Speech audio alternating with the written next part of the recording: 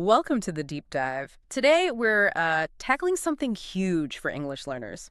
That gap, Yeah. between being pretty good at reading and writing. And then actually like feeling confident when you're listening or trying to speak in a real conversation. Exactly. It's that feeling of, I know this word on paper, why can't I catch it when someone says it? It's a massive wall. You can, ace the grammar test, but then a movie dialogue or just chatting with someone flies right past you. So our mission today, Yeah. to really dig into some practical stuff. Forget the generic advice. We want clear steps, things you can actually do daily to get past that shyness, that feeling of being overwhelmed. Okay, let's dive in. Why does spoken English feel so different? Like fundamentally different from reading the same words. It's weird. Well, that's the starting point, isn't it? Yeah. Because it's often not about vocabulary, not really. It's more about how your brain processes the sound of it. Acoustic processing. Okay. Oh. So, listening. How crucial is just plain listening for getting better at speaking? People tend to want to jump straight into talking. Listening is everything. It's the absolute foundation.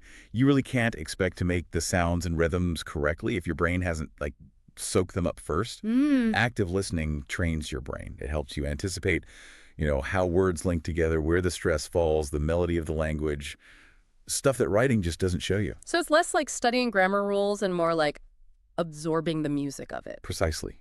Think about how babies learn. Yeah. They just listen, You're right. right, for months, maybe years, just taking it all in before they really start talking properly. Learners kind of need that mindset. Listen lots first. Right. Listen for fluency, speak for confidence. I like that. Exactly. But, okay, it can't just be having radio on in the background, right? Yeah. You mentioned active listening. So what's a concrete way to do that? Like a method? Yeah, passive listening isn't enough.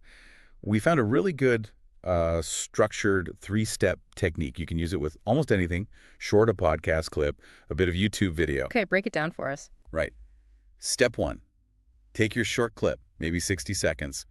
Listen once. No subtitles, no script. Just try to get the main gist. Don't panic if you miss words. Okay, main idea only. Got it. Step two, listen again, this time with the subtitles or the transcript.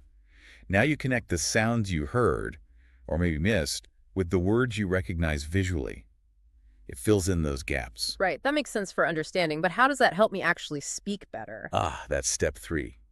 And this is maybe the most powerful bit. Shadowing.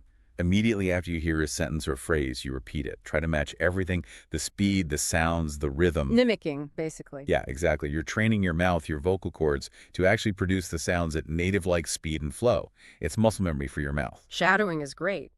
Personally, I found that the rhythm and intonation could still be tricky. One thing that really helped me was actually pausing songs and singing along. Oh. Yeah, like forcing myself to copy the singer. It somehow made the connected speech, the way words flow together, click in a way that just repeating dialogue didn't always do, especially for casual stuff. That's a brilliant tip. Yeah. Because music is all about rhythm and flow, right? Yeah. And it's fun, which helps. But speaking of things blurring together, that main frustration point. Oh, yeah. I read it fine. Why didn't I hear it? Drives learners crazy. It does. And it feels like your brain's just failing you. Uh-huh. But it's not, really. It's just, well, physics, almost. Spoken English is fast. Words crash into each other, that's liaison. And sounds get reduced or squished together all the time. We don't say every single sound clearly. Can you give that example again? The common one. The classic is going to. Yeah. You almost never hear going to clearly in relaxed speech. Yeah. It just becomes going. Gonna. Yeah. Or I don't know, Yeah. often becomes I don't know. Or what are you doing? Turns on what you're doing. If your brain is waiting for each separate word, you're already lost. Okay, I get that. But here's my question. If we just accept we won't hear everything, aren't we setting ourselves up to speak, well, sloppily, by not aiming for clear sounds? That's a fair point. But the goal when you're listening isn't about your own perfect pronunciation at that moment. It's about reducing the mental effort, the cognitive load. If you freak out over every missed sound, your brain can't focus on the actual meaning. So the advice is, focus on the main idea first. Get the context. Your brain can usually figure out the gonna or don't know if it knows what's being talked about. So it's about managing expectations. Expect speed, expect words to connect, focus on the big picture. That's a mental shift. It really is. And once you start doing that, you'll find you can handle faster speech much better because you're not getting stuck on tiny details. Okay, so we've got the listening foundation sorted. Now let's talk output, speaking. That moment when you have to actually talk, the Mhm. shyness, the fear of making mistakes, it's huge. Oh, definitely. And that fear often comes from this mistaken idea that fluent speakers, like native speakers, never mess up, which is just not true. We all make mistakes. Exactly. The goal is communication, right? Yeah. Getting your message across, not reciting perfect grammar textbook sentences. It's easy to say don't worry about mistakes, but hard to actually feel that way, especially if it's like a job interview or something important. Any tips for really internalizing that? Yeah, absolutely. It ties into something called the affective filter, basically, your anxiety shield. When you're anxious or self-conscious, that shield goes up and blocks learning, blocks fluency. Right. So to lower it, you need low-stakes practice. If you wait until your grammar is perfect, you'll never speak.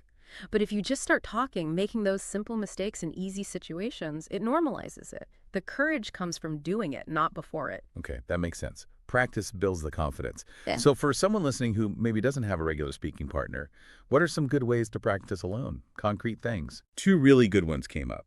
First, just narrate what you're doing out loud. Simple sentences. Okay, I'm making some tea now. I'm walking to the window. I need to find that file. Why does that help so much? Seems simple. Because it forces you to think in English right now about what's happening. You're not translating in your head. You're just associating the language directly with the action. Build spontaneity. Ah, okay. No translation delay. And the second one uses technology, right? Yes. This one takes a bit of bravery, but it's super useful. Record yourself speaking, then listen back. Ooh, cringe factor. Maybe a little. But when we're talking, our brain is already thinking about the next thing to say. We often don't even notice our own mistakes, pronunciation, rhythm, whatever. Yeah. Hearing the recording forces you to hear it like someone else would. That's a good point. You become your own critic in a helpful way. And speaking of tech, you mentioned using things like apps and YouTube, but strategically. Right. Don't just consume passively. Use the tools. Start with content that's maybe labeled slow English if you need to. Then the key is to gradually, consciously try to use subtitles less.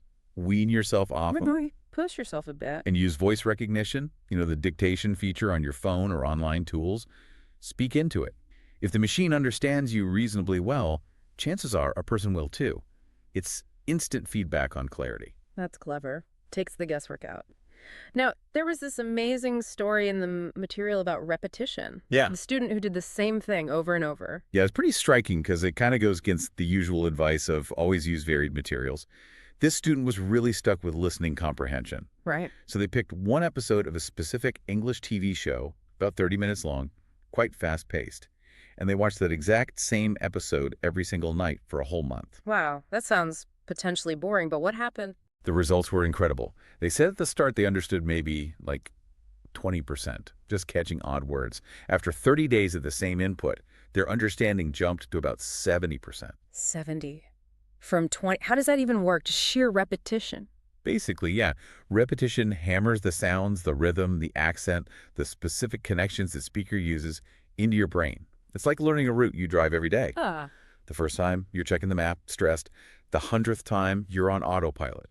Your brain stops hearing it as confusing noise and starts recognizing the patterns automatically. It maps the acoustic landscape. That makes so much sense. So, okay, let's distill this. For someone listening, what's a practical, consistent plan, something they can actually stick to without burning out? The absolute secret is consistency. Forget massive study sessions once a week. The sources really push for a manageable, like non-negotiable 20-minute daily routine. Okay, 20 minutes. How would you split that? Simple. 10 minutes of active listening. Maybe use that 3-step shadow technique on a short clip. Really focus. And then 10 minutes of speaking output. That could be narrating your actions or recording yourself or practicing lines. And why is that daily 20 minutes better than, say, 2 hours on a Saturday? Because learning a language isn't just memorizing facts. It's building a skill, like playing piano or sports. Short, regular practice builds those neural pathways and muscle memory much more effectively. Long gaps mean you forget, you lose the feel for it. Well, Honestly, even 5 minutes daily is way better than a long session once a week. consistency trumps intensity. Got it. And crucially, it shouldn't feel like a chore, right? How do we keep it fun? Yes. Motivation is key. Find ways to enjoy it. Use those song lyrics for shadowing. Repeat funny lines from movies you love. Play online games that require you to chat in English. If you actually like the practice, you'll keep doing it. Makes sense. And finally, the social part. Practicing alone is good, but talking to actual people, it's vital.